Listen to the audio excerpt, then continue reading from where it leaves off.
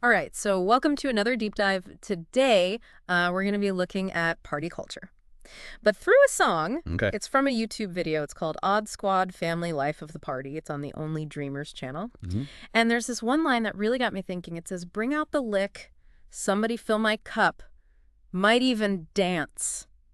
I'm Yeah. about to show my stuff."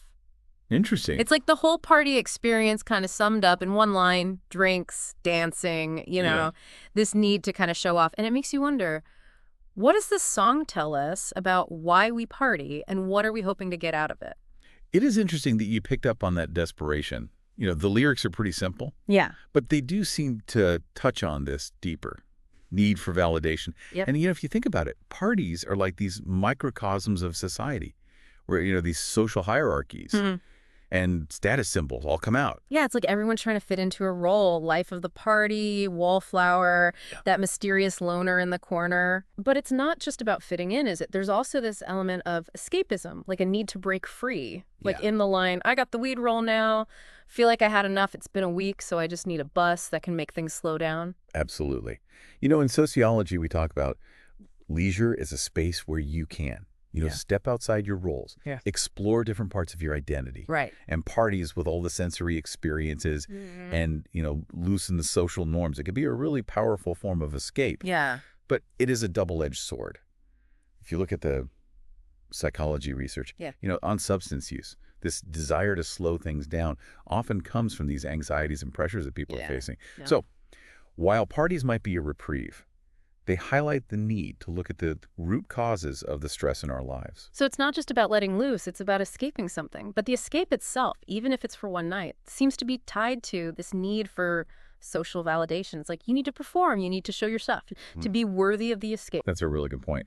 And it actually connects to another layer of the song, Yeah. the social dynamics, Yeah. especially between genders. Remember that line, "Die for the kick, it gets live. We're on a mission to go get it and slide, but for the women arrive, the guards are tripped until it's getting the line." Yeah.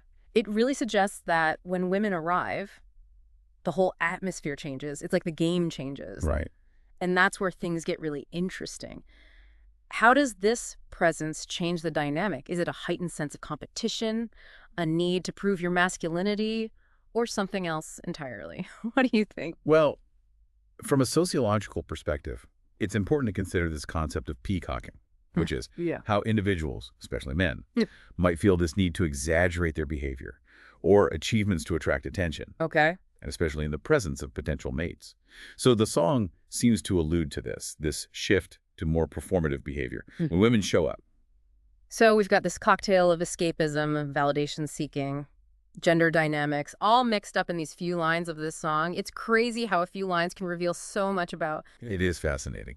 And this is really just scratching the surface. There's a lot more to unpack here, especially with the role of substances and, individual motivations and how society kind of sets up these expectations. Yeah, you're right. There's definitely more to dig into. But before we get too deep, I think it's time for a quick pause. We'll be right back to keep going with these lyrics and explore what they tell us about our need for connection and belonging.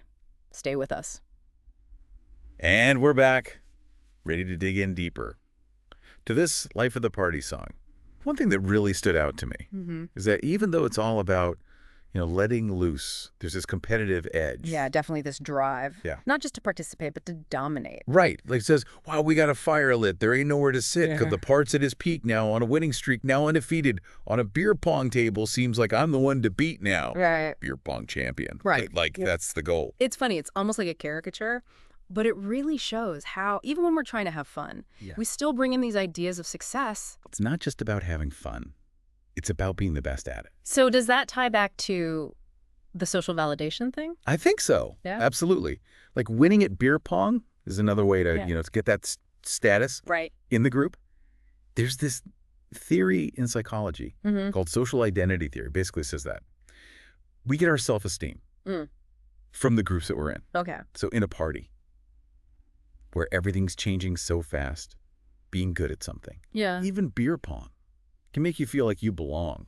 It's almost like it's primal, this need to figure out who's at the top. Yeah. Even in a place that's supposed to be casual and fun. But even with all that, the competition, all the showing off, there's still this undercurrent of, real connection. Yeah, I think. That need to belong. Yeah. It's just part of being human.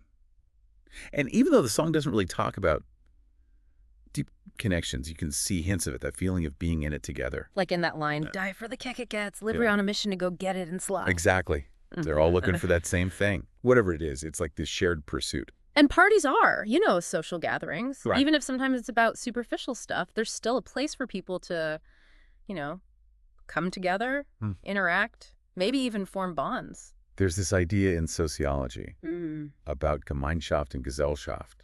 It's about how societies have moved away from those close-knit communities to more impersonal ones. I think parties are kind of trying to recreate that sense of community, even if it's just temporary. It's so interesting how this one part of a song can bring up so much about human behavior and sociology, but we can't ignore the elephant in the room, or at least the beer in the cup.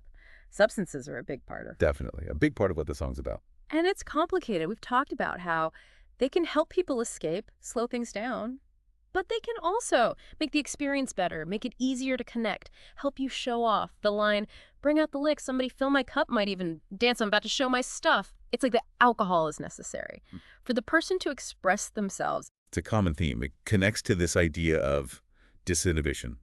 Substances can lower inhibitions, make you more confident, more outgoing, more likely to do things you wouldn't normally do. So it helps people socialize, but could also be a crutch. Like, do you need it to be the fun version of yourself? Yeah, it brings up some good questions. And I'm not trying to judge anyone, but there are definitely risks when you use substances, especially at a party. It can get out of hand, hide real problems, lead to bad decisions. It's a fine line, and it comes back to what we talked about before, personal responsibility, knowing your limits, being aware of why you're doing things, and making your own choices. I agree. A good party experience shouldn't depend on substances. It should be about real connection. And being yourself. We've covered so much, from escapism to how people socialize. It's amazing what this song can tell us about how we party today and what we really need as humans.